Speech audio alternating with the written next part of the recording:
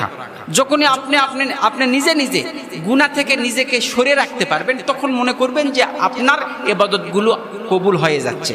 পড়েন সুবহানাল্লাহ। সম্মানিত মাশাআল্লাহ হাজিরিন, বান্দা যখন গুনাহকে অপছন্দ করতে শুরু করবে এবং তাতে প্রত্যাবর্তন তার কাছ থেকে অপ্রিয় হয়ে যায়, বান্দা যখন গুনাহকে অপছন্দ করে, বান্দা যখন গুনার কাজে যাওয়া বন্ধ করে দেয়, মহান আল্লাহ রাব্বুল আলামিন তার সমস্ত ইবাদতগুলো কবুল করতে থাকেন।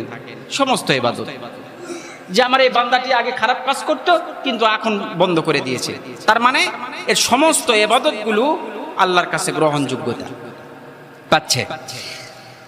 তখন বুঝতে হবে যে সে তার ইবাদতগুলো কবুল হয়ে যাচ্ছে।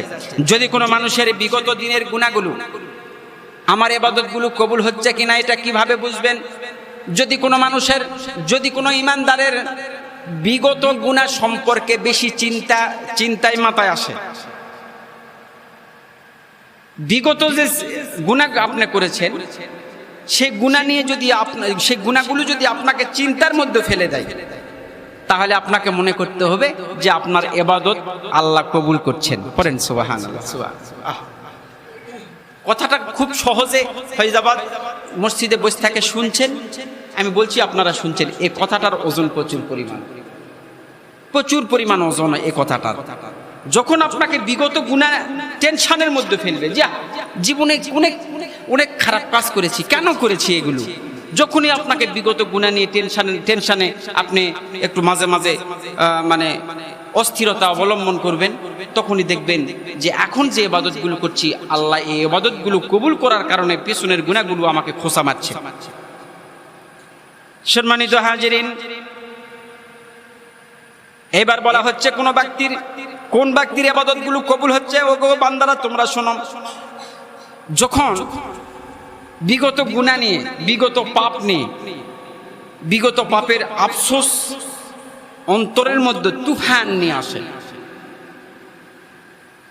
তাহলে এর আগে যে কথাটা বললাম যে বিগত গুনাহ নিয়ে টেনশনের মধ্যে মানুষ পড়ে, কিন্তু এখন বলছি আফসোসের তুফান তার মনকে অশান্ত করে দেয়।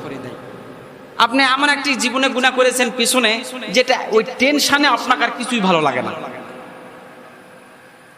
ওই টেনশনে আপনাকে আর কোনো কিছুই ভালো লাগে না, আপনার মনকে অশান্ত করে রাখে। জীবনে এমন কিছু গুনাহ করেছেন, সেই গুনাহের কথা মনে হলে আপনাকে খাইতে ভালো লাগে না। জীবনে এমন কিছু গুনাহের কাজ করেছেন যে গুনাহের কথা মনে হলে আপনার ঘুম ভেঙে যায়। জীবনে এমন কিছু গুনাহের কাজ করেছেন যে গুনাহের কথা মনে হলে আপনার আর ঘুম ধরে না, আপনার মনকে অশান্ত করে দেয়। আর সেই সময়, অশান্ত বানানোর সময়, ওই সময়টাতে আপনি যে ইবাদতগুলো করবেন সেই ইবাদতগুলো আল্লাহ কবুল করবেন। পড়েন সুবহানাল্লাহ। এবং যে ইবাদতগুলো সেই সময় করছেন সেই ইবাদতগুলো আল্লাহ কি করছেন? কবুল করছেন। এটা আপনাকে বুঝে নিতে হবে। আপনার ইবাদতগুলো কবুল করছেন, আল্লাহ আপনার ইবাদতগুলো কবুল করছে, এই জন্য বিগত গুনাহ নিয়ে আপনি নিজে নিজে টেনশনে ভুগছেন, অশান্তিতে ভুগছেন। পাপের কারণে মানুষ অনেক আছে তো